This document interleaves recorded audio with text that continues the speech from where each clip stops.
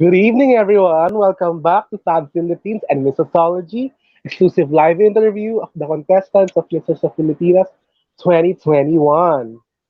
This is your host, serving Black Widow, Hans Christian of Fab Philippines. But before we introduce our final batch of delegates, let us all welcome my co-host from Missosology, Drew. Hi. Hi, Ans, and thank you for that Hi. wonderful Yes. introduction. Yes. Bet mo ba yung It ano? feels, para tayong complete opposite niyo, no? Nga. It feels good to be back, and parang kailan lang Yes. we had our first episode, and now we're about to wrap up our Mhm. interview special with our Misters of Filipinas candidates, and Ang I'm bilis very ng excited to panahon. meet.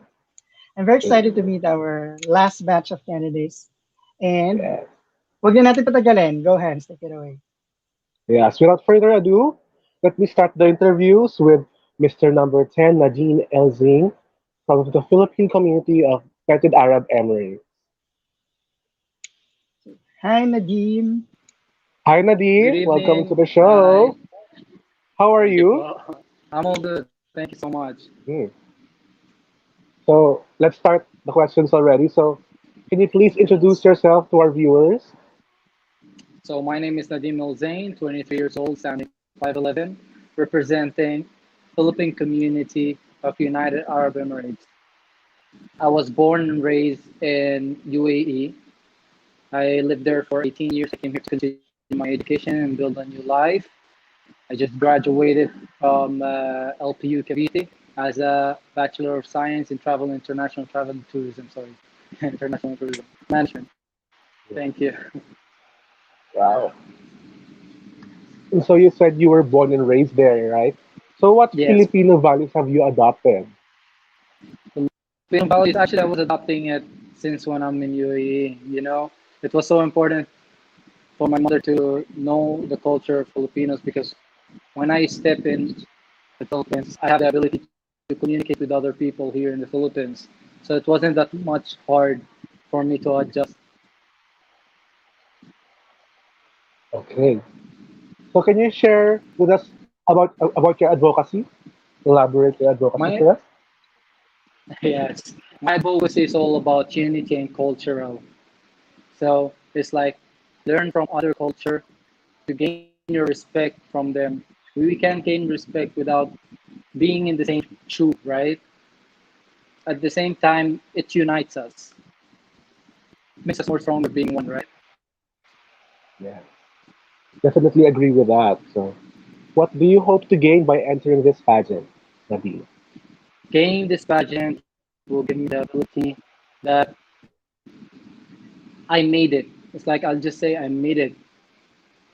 Just being a candidate is a big honor for me, and it was one of me and my brother's dream to be in a national pageant, and we gained that respect. And I hope I'll do my best, and I hope everyone enjoys it. Yes, he's very And humble, I have, Nadru. yes, I Yeah, have a very. follow-up Yeah. question, Nadim. How does it feel to be Yes, competing with your brother in Misters of Filipinas? honestly, it's not my first time competing against him. This may be my third Uh-huh. time. Wow. Yeah, and it's not all about the competition. It's all about like enjoying it and the experience that we're having it together. Win or lose, we have the brotherhood, the candidates, the experience, the enjoyment. That's all. That's all. That's all. It's all about. Yeah, it's all about just enjoying it. Mhm. Have the fun out of it. Okay. And one final follow-up question, because you mentioned earlier that your advocacy is related to um, bringing cultures together. And as a person who grew up in the United Arab Emirates, which is also a melting pot of different cultures, um, why is this platform important, especially in this pandemic? Honestly, in this pandemic, we can't just roll solo. We have to roll all together at one to grow. It's like if you can't, we need to stand together, makes us more strong, and it unites us to build build our country in a more touristic way. To say that in a more manly form, it unites us to make a better future for ourselves. Yes, well said.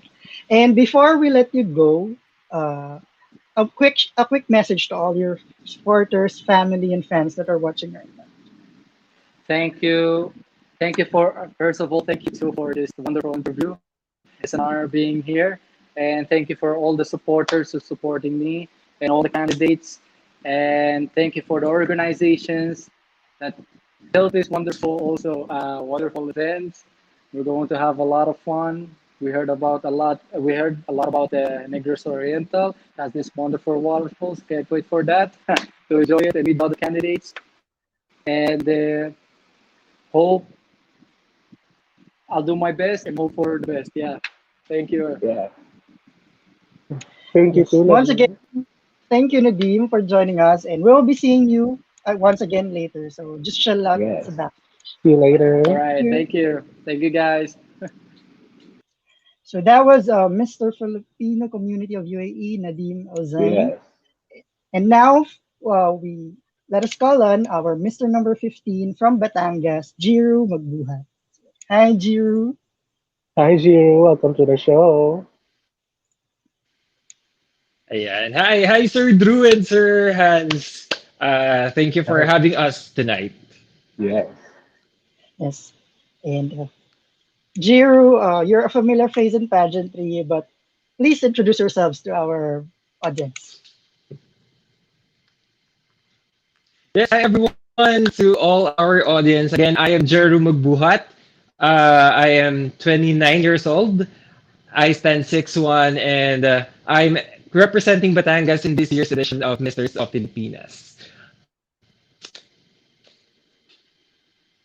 So, Jiru, from Yes, our sir. research, you're a model, you're an engineer, an influencer, you're an event, lifestyle, and travel show host. But could you tell us something that most people still do not know about you? Okay, siguro, Sir Drew, one thing na hindi alam ng tao about me is that although I am very loud, I guess, I'm very loud in social media, I'm very loud in my hosting gigs, but then I am really an introverted guy. I am a shy person. I introverted in a way na whenever my friends go to parties, bars, I don't go to those things kasi hindi yun yung level of pagiging social butterfly ko. Parang gano'n. I really love being by myself, by my closest friends, ayan, reading books. Sobrang ibang-iba siya when you see me sa social media. So I guess that's one thing na kakaiba or hindi alam na tao from me. Parang hindi naman. Kidding. Pero you mentioned being an introvert. So, as an introvert, what was the challenge transitioning into joining pageants? Because when you're in a pageant, you're exposed to a lot of people. You're expected to deliver. So, what was the challenge? Sobrang challenging, Sir Drew, yung experience. Although siguro ngayon, it comes across na medyo confident na. But then, during my first struggles sa pageantry, way back 2018, in Hannah's World Tourism, sobrang kinakabahan ako. I cannot answer questions diligently. Sobrang kabado. And pag makakita pa lang ako ng tao, sobrang kinakain ako, nagbo-blackout na ako, and it's really hard. But then, ayun nga, na-realize ko din na there are people who's trusting you. 'Di ba? Parang there are people looking up to you. So parang, why are you so ashamed of yourself? Why are you not confident with your own skin? Parang ganun. So, ayun, that's really the struggle. But then, ngayon, siguro, little by little, although kahit gayon na nag-uusap tayo, sobrang kinakabahan pa rin ako. But yung confidence na babawasan naman, siguro with experience and your willingness to overcome that confidence issue. And Definitely now, relate to that. Hans. Yeah. Mm-mm. Hans is a question. Yeah. You're also a flight attendant, right? Yeah. So how do you Former manage your flight schedule? attendant, but Former I flight hope to be attendant. back. Yeah. Yeah. So since being a flight attendant is a very hectic yung schedule, no? So how did it help you with this joining Misters of Filipinas when it comes to managing your time? Well, actually, currently I'm working na ulit as an engineer, so I'm not a flight attendant as of the moment because of the pandemic. So pandemic hit hard sa aming mga flight attendants. But then, during my experiences before as a flight attendant and joining a pageant, I make sure na mabalance ko yung career and yung pageantry. Of course, when you join pageant, parang joining pa lang, you should know na you have to be committed to it because syempre the organization is doing its best to produce a good show. So you have to give your full effort as well. And of course, I am so lucky din na my job, my career is very flexible then and they accept like social or personal growth na ginagawa ng mga flight attendants or me as a employee sa isang company. Ina-accept nila yung uh, personal enhancements or personal ventures namin kasi it will be also for us then. Ayun. Just that kailangan hindi ma-compromise yung work and hindi ma-compromise yung mga submissions. Ayan. Yes. Okay. So the next question is about your advocacy. Your advocacy is very similar to one of the world's, which is focused on education. Could you elaborate on your advocacy? Yes po. Thank you very much, Sir Hans. Well, actually, my advocacy is about education. It's really education amidst pandemic. Well, it's very close to my heart because my mom is an educator ever since. She's a public school teacher. She retired as a public school teacher. So it's really close to my heart. So ever since, sobrang mahalaga na sa akin yung education and alam ko na yung importance ng education in my life. Lalo na I've experienced na ayan, mawala ng trabaho as a flight attendant. Education really played a good part kasi without it, wala akong pupuntahang madali. Hindi ako makakabalik or hindi ako makaka-land ng job agad. And I am so lucky, I guess. And ayun nga, education amidst pandemic, yung school closures here in the Philippines are again worldwide really impacted many youth or many people, many students. And mostly ang na-impact is yung nasa vulnerable side of our community, which are the students from the low-income family or the single-parent family, indigenous students, or may indigenous background, refugee, what else, and special education, yung mga nasa special education. And mostly, syempre, poverty yung pumapasok na there are many means of education nowadays. There are online learning, modular, and yung radio and television programs. But then, the struggle really is paano tong nasa mga vulnerable side ng communities natin? How are they going to adopt in this kind of community or in this kind of learning system? So, of course, there's modular, but then we have struggled din sa modular if you've heard of it na yung printouts, medyo nawawalan tayo ng funds for it. Although this year I've read na there is 6.5% na increase in the budget for DepEd, but then it's not enough. It will not be enough kasi for a long time we'll be having this online schooling. So ang ginagawa namin, I am very lucky enough to have friends who facilitated this kind of uh, generous giving sa mga small communities or sa mga underprivileged communities, whereas every part of our salaries, 15 to 30, we're giving a part of it to pay for Wi-Fi or internet for underprivileged community. Medyo maliit pa lang. We're trying to expand or syempre, encourage other people to join us kasi syempre hindi naman namin din kaya. We have our other expenses pero at least we can give back. So ayun, I think we cannot complain talaga kasi with our government, with how they're handling our education system. So what we can do is we can just share a bit of our money kasi I really believe that if we are financially capable naman and if we are financially blessed, it is our responsibility or it is our opportunity to give back to people and pay it forward to people who is in need. So yun, talagang education kasi talaga is really important and I cannot stress it more. Can I just say no, na sobrang amazing to listen to you. Parang sobrang, alam mo talaga yung ano mo, sobrang involved ka, which is very nice. Sobrang close kasi talaga sa heart ko. Sobrang affected ako Mm-mm. whenever I read stories Mm-mm. about yung mga bata na hindi talaga makapag-aral. They don't have parents to talk to about yung mga lessons. Ang hirap pa naman ng lessons sa school. So parang growing up din kasi I have no internet connection.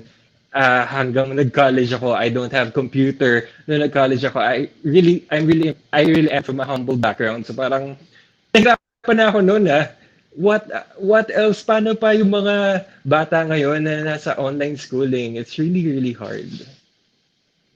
Yes. And Yeah. before we let you go, Jiru, a quick message to all your fans. Ang Yeah. dami nilang nagko-comment ngayon. Yeah, and down. Yes, thank you so much sa mga supporters, sa mga nagsusupport sa akin and sa mga nagsusupport ng organization and sa aming mga brothers ko dito sa Misters of Filipinas. And also, thank you Sir Drew and Sir Hans for giving us this opportunity to talk about ourselves and talk about our advocacies.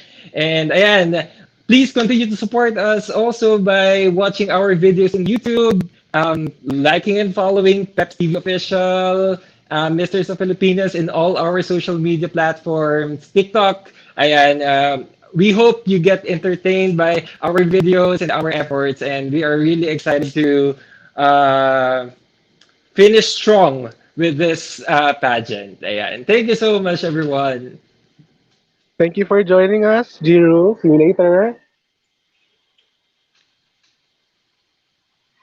And now, Hans, from Batangas, balik tayo sa Metro Manila with Mr. Yeah. Number 16 from Taguig City, Gabriel Bautista. Hi, Gabriel. Hi, Gabriel.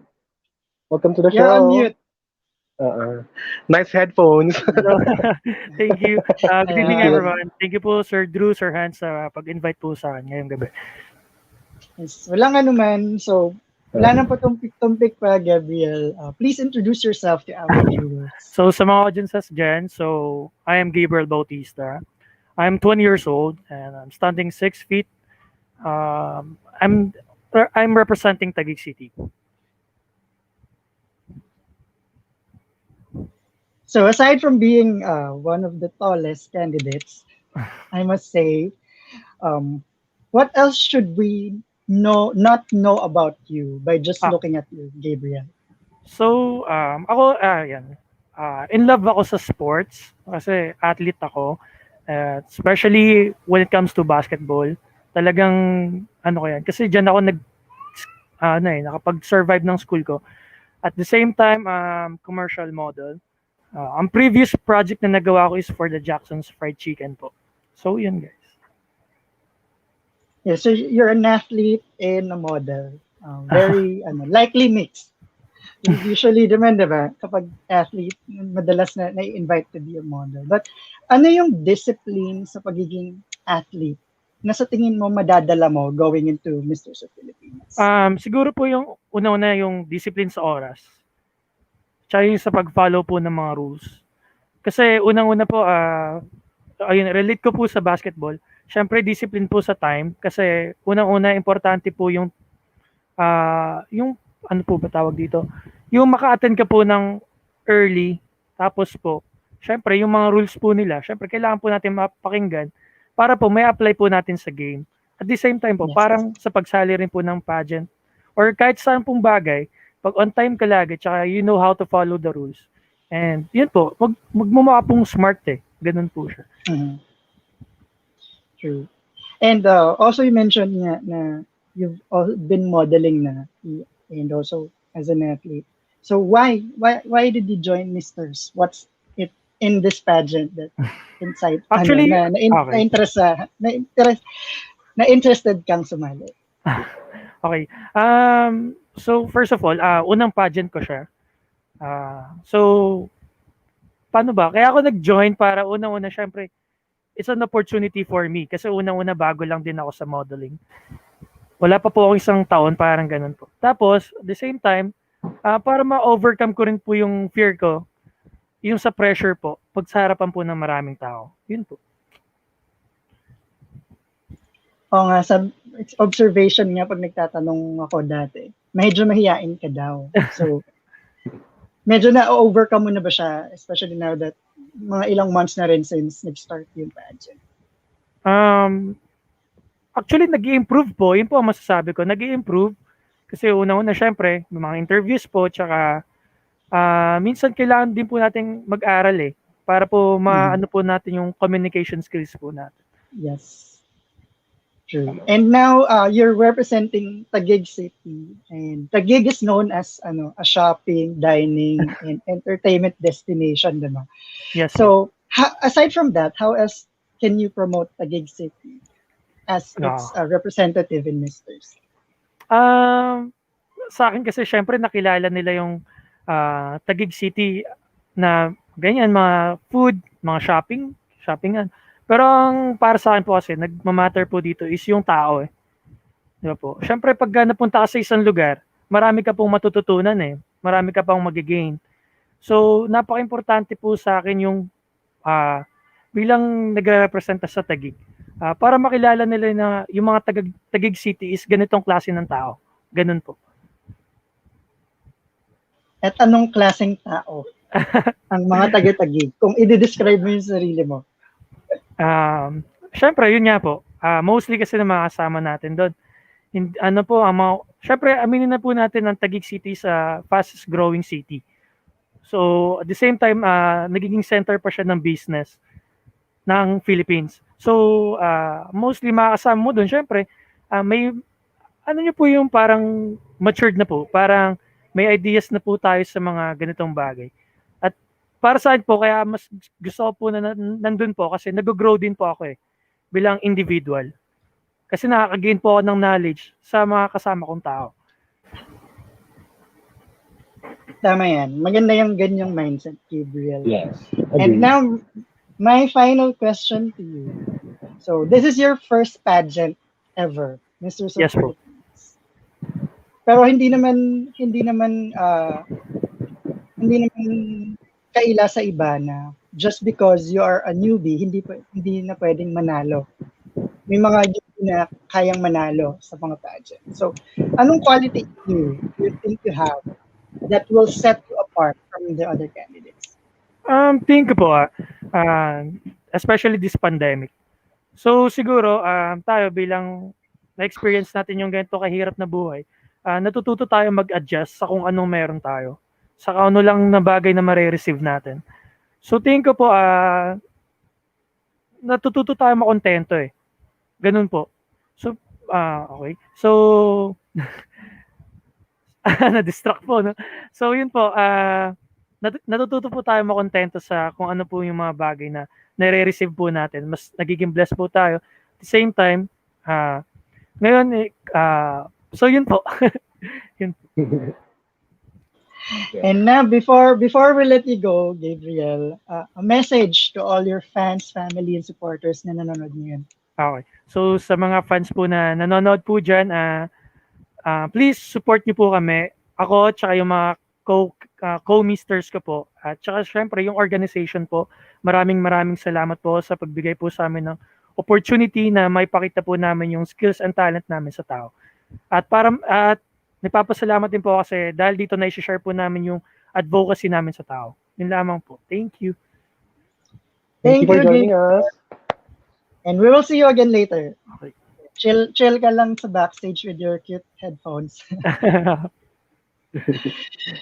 So that was your Mr. Gabriel. So Han, sino yung next natin? Ayan, Drew. From Taguig, let's go way south. Sa Negros. As we bring out Mr. number 17, Sean Vintola. Hi, Hello. Sean. Hello Hi, po. Sean. Good Welcome evening to the po, Sir show. Drew. Hello So, po. Good kamusta ka evening po, naman, Sir Drew at Sean? Sir Hans. Okay naman po. Doing Mm, great. yes. So, can you introduce yourself to our viewers? So, I am Shani Manuel A. Ventola. I'm 19 years old and I am representing the host province, Negros Oriental, and I'm standing 6'1 tall. So, can you tell us something na hindi obvious sa'yo when we first see you? So, I am a incoming first year college taking up the course of airline management. And I am also a basketball varsity player. And I am a very optimistic person. And yes.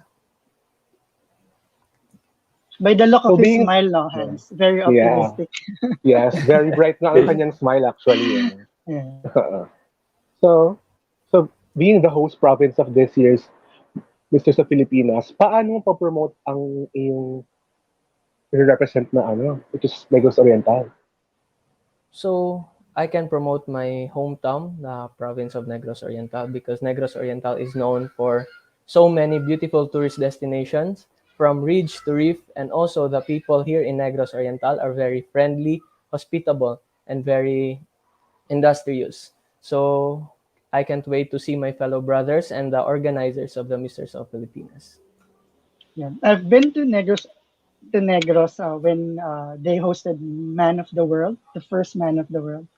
And it Yes. was a very, very lovely experience. So, Shan, if you're to bring us, me and Hans, to Negros Oriental, just one place, saan mo kami dadalhin? Um, I will bring you at Apo Island because Apo Island is known one of the world best dive sites in the Philippines or in the world, and you can experience beautiful corals and you can swim with the turtles. So yeah. I haven't been there, so na-excite ako bigla. Kaya dapat sumama ka, Hans. Kailangan na mag-file ng leave. Ayan. So, so Sean, what is the best part of being a Negrense? So the best part of being a Negrense is that the people here and especially me, we have that determination, and also being the first timer, I am very determined and I believe in myself to compete with this competition. So, last question. What do you think makes you unique from the other candidates? So what makes me unique? Siguro po Yeah. as what I said, determination and perseverance, because you cannot underestimate the determination of a first timer. And also, I believe that success is achieved by ordinary people with extraordinary determination. So just believe in yourself and everything will follow. Yes. Very wise words from Well Sean. said. We cannot So, underestimate the determination of a first timer. Tama nga naman, Hans, yes. because there's Tama, nothing to tama. lose. Tama. So, Sean, any message to your supporters, to your fans, family, and friends? So, sa lahat ng mga sumuporta po sa akin in my journey of Misters of Filipinas, thank you so much and please continue to support me in my journey and also my fellow brothers in Misters of Filipinas. And also, thank you so much, Sir Drew and Sir Hans, for inviting us in your segment. And thank you, Sean, for joining us. And we'll be seeing you later for the other segment. Yes. Thank you. See you Thank you, later. Sean. Thank you. So that was your Mr. Negros Oriental, Sean Vintola. And now from Negros Oriental, balik tayo sa Luzon as we call on Mr. number 18, Bruce Espejo from Marilao, Bulacan. So Bruce, hello. Hi, Hello po. Bruce. How are you? Hello po. Ah, Good evening po. Good evening. I'm Bruce Espeso, 20, from Marilao, Bulacan, and I'm standing 5'11 in height, and I'm currently studying at Philippine State College of Aeronautics, taking up aircraft maintenance technology. And Ako po ang reigning hari ng Singkaban 2019 dito sa Bulacan and Lakad ng Marilao 2019 dito naman po sa Marilao. Yun po, maraming salamat po. Multi-awarded naman pala. Oo. Si Bruce, very excited siya. Di pa natin siya tinatanong. Ini-introduce na yung sarili niya. Gusto ko yung advance mag-isip. Advance mag-isip. And we also have a pageant veteran dito so medyo mag-expect ako So Bruce, Yes. I heard that your advocacy is about waste segregation and it was the first in Bulacan sa hometown mo in Marilao. So could you tell us more about this? Bali po hindi lang po sa Bulacan, halos kami po yung first halos sa Pilipinas ang gumawa po nitong waste segregation. Ginawa po namin to para po mabawasan ang basura at makatipid po sa pondo na napupunta lang po sa basura. Bali po, almost half po ang natitipid namin sa pag-segregate ng aming basura dito sa Marilao. At hindi lang po natatapon yung pondo na naiipon. Ginagamit po ito sa mga pabahay, sa mga less fortunate para makatulong po sa livelihood po nila. Tapos po, ang nangyayari po dito sa waste segregation po, yung mga nabubulok po ay ginagawang pataba po para sa mga pananim, sa farms. And meron po kami dito yung liwasan pangkalikasan na nakakatulong na sa basura at pwede pang maging tourist spot po dito sa Marilao.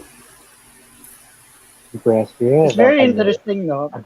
Parang tinuturuan mo maging disciplined yung mga citizens. Yes, very, very good. Yeah. Yun po yung yung target po nitong advocacy ko na hindi lang po dapat sa aming bayan, dapat po sa buong Pilipinas po kasi basura din po ang nagiging number one problem natin dito sa Pilipinas Kasi po, andyan po yung pagbabaha, pag may bagyo, baha kagad. At least po pag simpleng pagsisegregate lang or pagtatanim ng mga halaman, makakatulong na po tayo sa environment. Kahit nasa urban part po tayo ng Philippines, makakatulong pa rin po tayo. Agree with that. So with that, ay may tanong ako sa'yo. As we all know, marami ngayong virtual pageants. Ano masasabi mo sa Misters of Filipinas na kakaroon sila ng physical pageant? Sa akin po, yung nag-start po yung Misters, puro virtual po ngayon po, 'di ba? Parang naninibago po kasi ako sanay po ako sa face-to-face na pageant. So, mas exciting po sa akin tong Misters of Filipinas kasi mas ma-enhance po ako sa online and sa personal na magiging performance ko. Yes. So, I have another question for you. As a young man during this pandemic, anong masasabi mong naging contribution mo sa community mo, even in your own little way? Sa akin po yung tamang pagsunod lang po sa mga health protocols. Face mask, face shield, lagi po may dalang alcohol, and ang pinaka-importante po ngayon dapat po magpapabaksin po tayo para lahat po tayo protektado.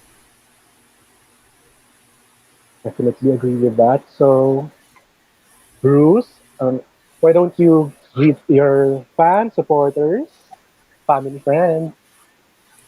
Hello Bulaqueños, Marileños, and the whole Philippines. Maraming salamat po sa pagsuporta sa akin, sa co-misters ko, and sa Misters of Filipinas. And wag po kayong magsasawang magsuporta sa upcoming pageant po namin. At sisiguraduhin po namin, bibigyan po namin kayo ng magandang show. Yeah. Yes. So once again, thank you, you. Bruce, for joining us. Thank you We will po. see you again. We will see you again See you later. po. See you later. And so Hans, from Bulacan, pupunta naman tayo sa ating last stop for this interview series with Misters of Filipinas number 22, Rahim Babar from Subic. So, hi Rahim, welcome to the show. Good evening, Rahim. How are you? You're on mute, Rahim. Sorry, sir. Hi, guys. Good evening. How are you? I'm doing good. Good evening. Hi. And Good evening. I'm sure a lot of our viewers are excited to know more about you. So please introduce yourself to our audience. Hello guys, good evening. My name is Prince Ryan Babar. I'm 24 years old and nakapagtapos po ako ng electrical engineering and I'm representing Subic Zambales. So Rahim, I know that you are an entrepreneur and you also graduated with a degree in electrical engineering. But if there's one thing that we would not know about you by just looking at you, what it is? I'm visionary person. I'm really goal-oriented type of guy. So I don't like making plans. So I want it to be spontaneous. So it's like I'm always making my day like it's my last. And I know by just looking at you and hearing your stories earlier when we were offline, you're a very goal-oriented person. So what do you hope to gain by joining Misters of Filipinas? Actually, nung nag-audition po ako through online together with my brother, I told the organization na if ever na hindi kami magiging qualified as one of the gentlemen, I want to silently help the organization sa pagpunta nila sa mga when helping people. Meron po kasi silang nasa dulo po ng dila ko, house for the old, yung mga ganun po. So I want to help giving back to the community talaga po and to the people. Kasi maybe they're praying to God na for a blessing. So why can't us be the blessing for them po sa mga prayers nila? I completely agree with that. That's a very nice sentiment. And as you said earlier, Rahim, you're a young entrepreneur. So how can you convince or inspire the younger people like you to start a business of their own? So guys, sa lahat po nanonood, my brother and I, we started working ever since 16 years old talaga. So kami nagparal sa sarili namin. So ito po kasi story namin talaga po. Before kami ni Nadim, pupunta kami sa Starbucks, wala kami pambili ng kape. We're just only sitting in the Starbucks and feeling like we're rich. So we keep looking around the corners na we're seeing people na have the capacity to get something or they have the nice car. So we keep asking ourselves na why can't we be that guy? Why can't I have that kind of life? So then lately na-realize namin na God is fair with everyone. Na life is like a race, so everyone has their own beginning and finish line. So it's up to you if you wanna finish the race that fast or kung nasa gitna ka na tapos gusto mong bumalik. So guys, whatever you do today in present po is magre-reflect sa future niyo. So be mindful and be smart on your daily lifestyle. So kailangan niyo talaga maging matalino sa buhay. I agree. Very wise. That was very son, or very inspiring. mature. Yes, inspiring. Si Rahim. Sa kanyang story. And I can sense you're a really motivated person. So what keeps you motivated to keep on going? Sorry? What keeps you motivated? My family. Last year, pandemic has been really tough for everyone. So I was a fresh graduate that time. So I saw my mother begging on her knees kasi nga 2 years kami din nakapagbayad ng rent.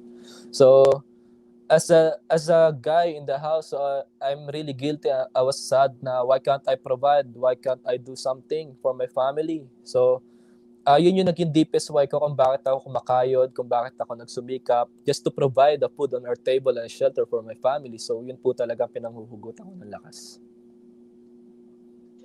And I asked this also to your brother earlier. And he mentioned that this is not the first time that you're competing. Yes. So if there's something that your brother has taught you, what na you apply in your daily life, what would it be? Nadim is an outgoing person. He has a great personality, na kahit sobrang hirap ng buhay, kahit super tough, he always smile at his problems. So I learned so many things from Nadim na whatever happens to your life, just smile back. Then you can rest, but you have to get back and face all the challenges in life because it will make you a man. So yun po. Yes. And my final question to you, Rahim. What is one thing, one quality that you have that you think would make you win?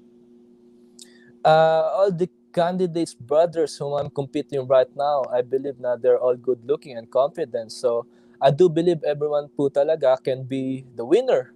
But at the end of the day, there will be only one crown for 30 gentlemen. So the one thing that I'm proud of myself is my outgoing personality. I love making people happy and laughing with them, making fun with them. So and at the end of the day, we're still mindful na we need to bring our best on the platform, on the stage, and be the professional as I do believe na it symbolizes the title of being a Misters of Filipinas. And finally, a message to all your family and supporters that are watching you right now. First of all, syempre, I wanna thank Sir Drew and Sir Hans. And syempre, gusto ko din na-encourage and motivate yung organization. Guys, Sir Carla, Sir June, and to the rest of the organization, thank you for giving us the opportunity and staying with us. So, I promise po, collective effort with my brothers na we're we're going to promise na we're going talaga to give the best our best sa pandemic sa pageant na to. So, thank you sa mga fans na nagsumusuporta sa organization and wag lang po ako ang inyong suportahan. Suportahan niyo rin po yung co-candidates ko kasi deserve po namin ng support niyo sa panahon ngayon. Thank you po. Yes. So thank you, Rahim, and we Thank will you, see you Rahim. again later. Thank you po. Thank you. And now, before we bring back all our candidates, it's time for some reminders. Yes.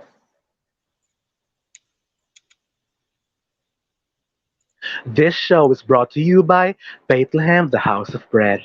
Each bread and every food item served at Bethlehem is prepared in a traditional way, ensuring the authenticity of the products. Dishes are served upon orders and made fresh on the table, with quality and as top priority. Various ingredients used for the different artisan breads and food items are sourced out overseas, mainly from India and Mexico, where herbs and spices abound. Every Sunday at the weekend market in Legazpi, Makati City, Bethlehem goodies are put on display and for sale.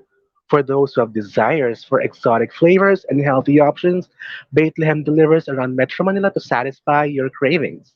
You can place your orders through 0977-851-5711 and pay via GCash and have them picked up by either Lalamove or Grab.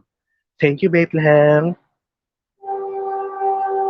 Once again, thank you, Bethlehem, for Thank you, Bethlehem. our lovely, lovely, and yummy breads. Yes. And now, Hans, Yes. before we bring our candidates, just want to give a quick shout out to Mr. International 2014, Neil Perez is watching right now. Hi, Hi, Neil. Neil. He's asking, wala bang sumaling taga-Tondo? Meron Meron, di po. ba? We interviewed Meron. Mr. Tondo last week. Yes, meron. Hi, Neil. Thank you, Sir Neil, for Thank watching. you And for now let's bring watching. back again our candidates. So, Yeah, hi guys, yun na welcome sila. back. Welcome back, guys. So, welcome back, guys. And now, we're now on to the next segment of our show, which is the quick this or that challenge. So, in this segment, we'll be asking you to pick between two things or two scenarios, and you can explain to us briefly why you chose that. So, are you ready? Give me a thumbs up if you're ready. Ayan, thumbs up. Ready? Okay. Ayan, ready. Okay. The first one. Would you rather be in a zombie outbreak or an alien invasion? Let's start with Jiru.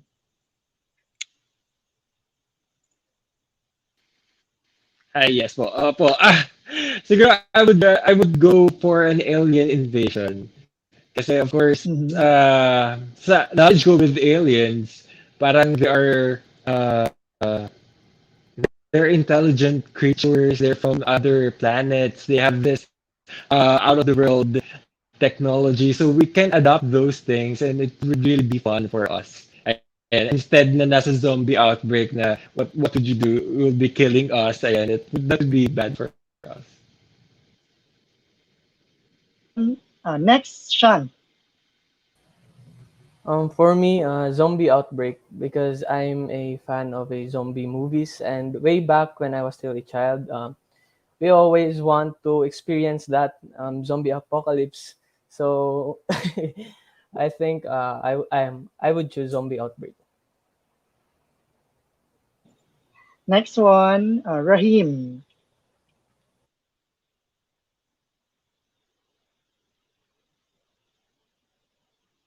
Rahim, no. Yep, it's you. Zombie outbreak or alien invasion. Hello guys, can you hear me? Yep, Yes, we can loud hear and you. clear. Okay. Zombie outbreak or alien invasion? I didn't hear what Nadim says, but I can clearly think na he likes also zombie outbreak. So I'm gonna go with zombie outbreak because we love to do crazy things. Let's keep shooting those zombies. Okay, the next one, si Gabriel. Ah, zombie outbreak or alien invasion? Iniisip ko pala yung mga friends ko, parang gusto ko yung zombie outbreak.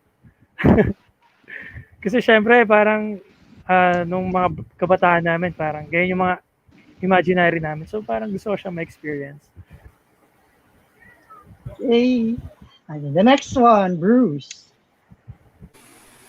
Zombie outbreak or alien invasion? Para sa akin, zombie outbreak din. Kasi growing up with movies with like World War Z, parang ang sarap ma-experience yung ganon, yung, yung parang adrenaline, nakaka-enjoy. Hindi naman sa nakaka-enjoy, parang ang cool lang mangyari. Yes. And finally, Nadim. I would go Hi, for a zombie Nadim. outbreak. It's more fun, It's more Mhm. challenging. Hello. Yes. Okay, thank you guys. Okay, the next one. Mobile games or console games. Start naman with Sean.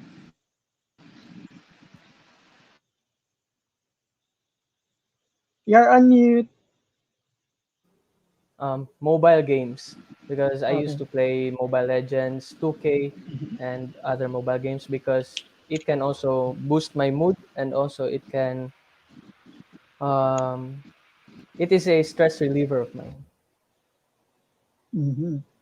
Okay, si Jiru. Yes. Wait lang. Yes, sa akin, I'll go for mobile games para at least madadala natin everywhere we go and lalo na naisip ko kasi sobrang traffic ngayon. Pag, ayan, at least we can get entertained and we can be medyo productive in a way and using our time very consciously. Ayan. Yep. Next one, si Bruce. Mobile games or console games? Siguro sa mobile games kasi mas madali siyang dalhin and mas madali siyang gamitin. Di katulad pag may console, di ba? Bibit-bitin mo pa kung saan. Mas okay yung mas comfortable pag mobile games. Okay, Nadim.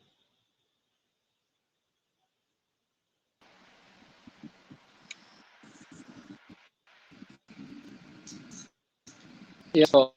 Can you hear me? Nag-freeze yata si Nadim. So, let's move muna kay Rahim, the brother. Hello guys, good evening again. So, mobile games po. Even though I'm not a gamer, so mobile games kasi bakit? Convenient po siya. So, gaya nga ng sabi nila, pag console games, ang dami mong bibit-bitin unlike mobile games po. Yes, thank you. And let's go back to Nadim. Nadim. Yes, po. Sorry, I'm lagging. No worries. Yep, so, mobile games or console games? All right, I would go for mobile games. Mobile games is more Yes. convenient. You can go anywhere with it and play around. Mhm. Oops. Ayan. We totally lost him. So, babalik din yan later. And next one, sino pa hindi ko natawag? Si Gabriel. Nakamute ka. So mobile games or console games? I think mobile games kasi mobile games because of the innovation in our present times. One of the greatest invention was the mobile games. So parang yun, mas madali rin siyang dalhin. Tama yung sinabi ni Bruce. Mas komportable siya. At the same time, ano ba? Mas nakapaglaro kayo ng mga friends mo ng mas mabilis, parang gano'n. Mas nakapag-enjoy kayo agad. Yes. Okay, so that is it for our this or that. So ano lang yan, Icebreaker. panghimagas Yeah. lang. Icebreaker. Because Yeah. the next segment is gonna be more challenging as it is the Yeah. Q&A challenge. Q&A. So in this segment, we prepared 10 thought-provoking questions as we will assume na nasa final Q&A na kayo ng Misters of Filipinas. And each question is assigned a number, and each one of you will take turns in picking a number that corresponds to a question. So you will answer it in around 30 seconds or less. So let's start with Mr. number 10, Nadim. So, hi Nadim. Please give us a number from 1 to 10.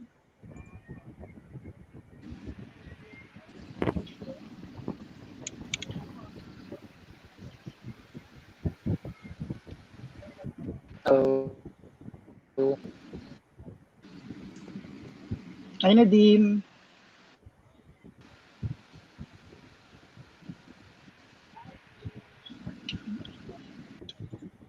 I think he's lagging again. So balikan natin si Nadim. So let's go next to Mr. number 15. I'm sorry, Jiru. Oo nga. Okay. Please give us a number from 1 to 10.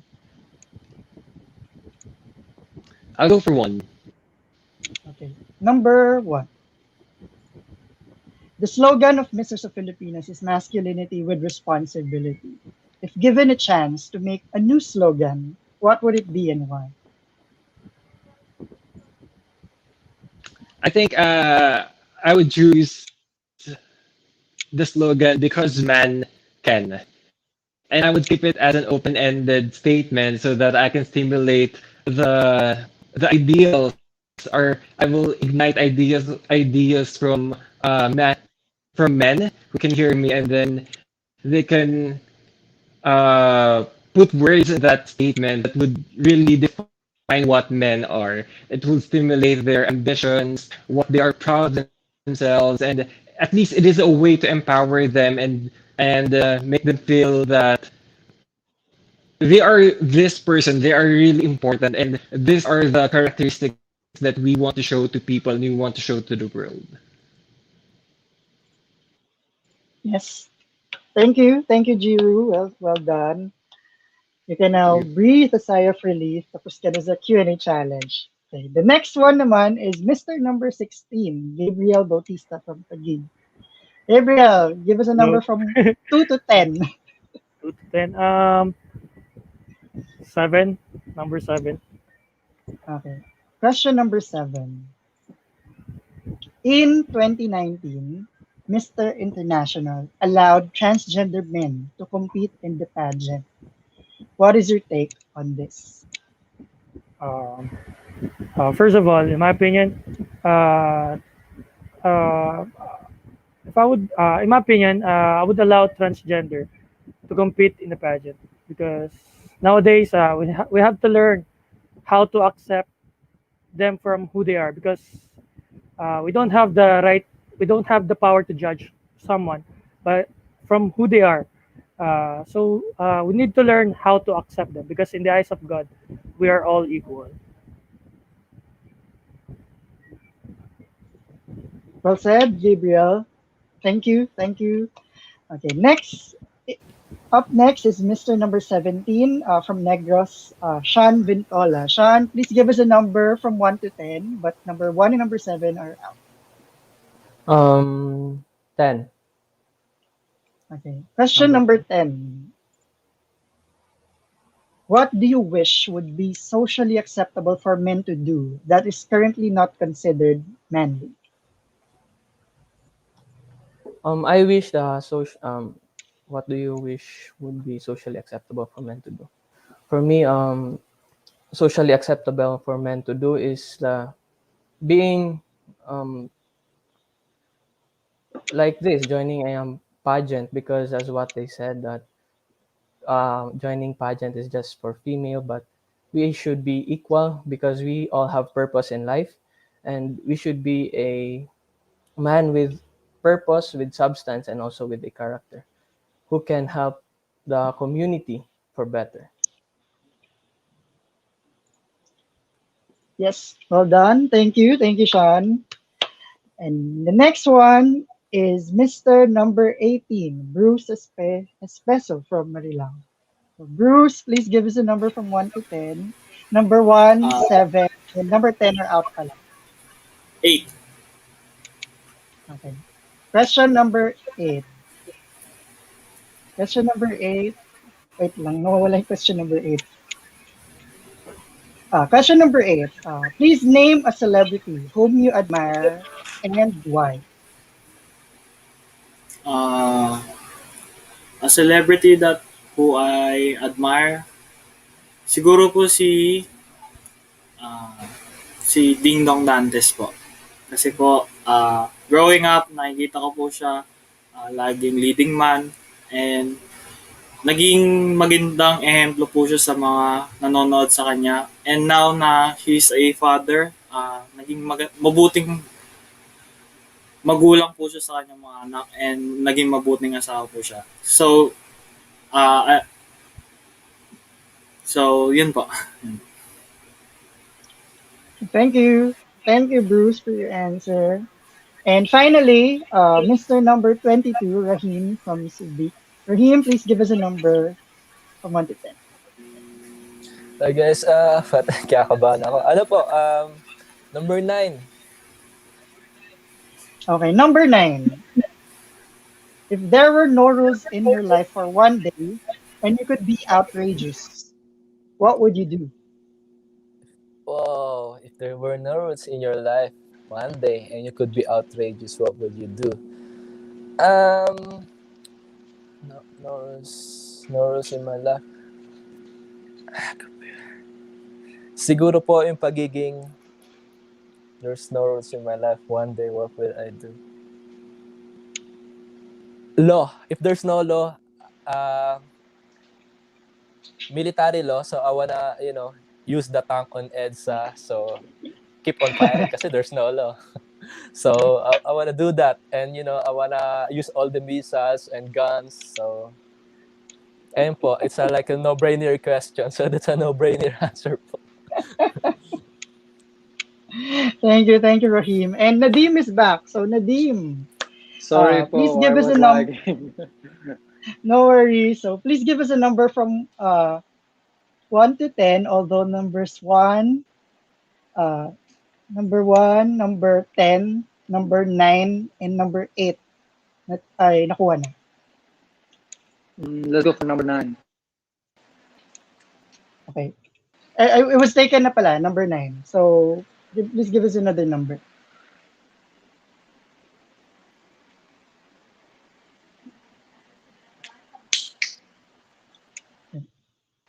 Hi Nadim, please give us another number ulit.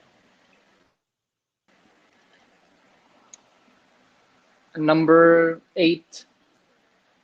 Okay. Number 8. Question number 8. Nakuha na rin pala siya kanina. So, another number, please. Sorry. Okay. The numbers that are still available are... 6. Okay. Number 6. Okay. What would you say to someone who thinks that you're not qualified or handsome enough to win this pageant?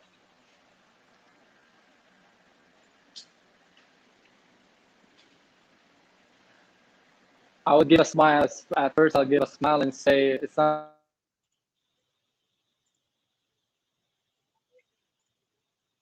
Mhm.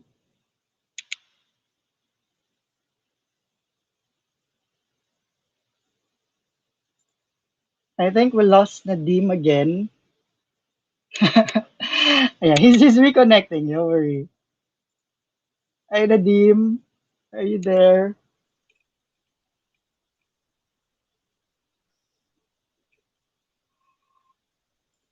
Ayan. Ah, Pasensya na po sa to all our viewers. Third world yes. problems. Third world problems. Mahina Yeah. po talaga internet sa Pilipinas. Pensya na po, God bless.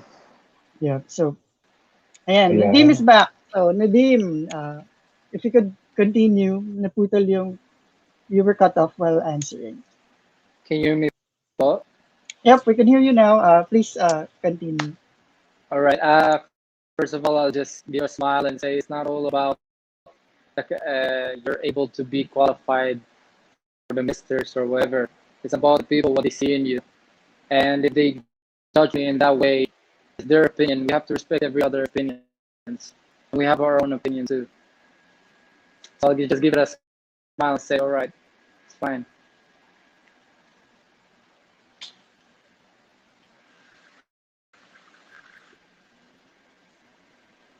Mute. Hello. Drew.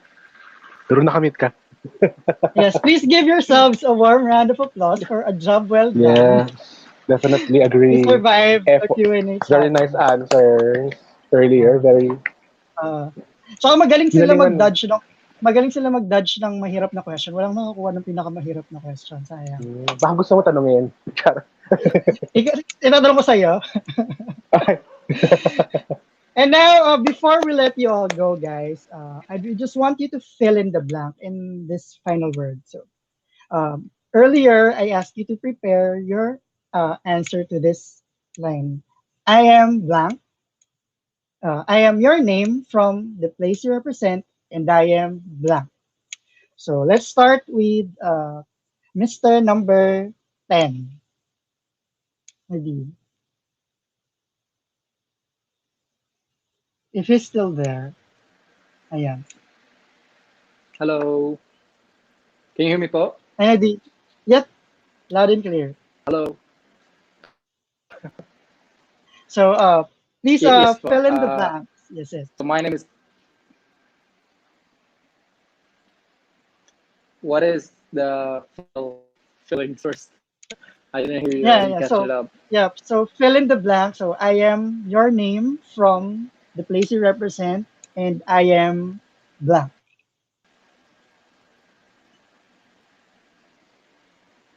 I am Nadim 𝗪𝗧𝗖𝗛, representing Filipino Community of United Arab Emirates. I am born ready.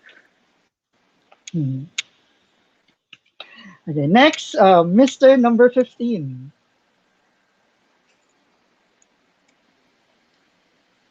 And good evening, I am Jerome Buhat from Batangas, and I am your soldier for education. Up next, Mr. Number 16. You're on mute. So I am Gabriel Bautista and I'm representing Taguig City and I am unique in my own way. Thank you. And now it's Mr. Number 17. Good evening. I am Shan Emmanuel A. Ventola, representing Negros Oriental, and I am kind-hearted and God-loving person. Next is Mr. Number 18. I am Bruce Espeso from Marilao, Bulacan, and I'm ready for whatever it takes. Naps. And finally, Mr. Number 22.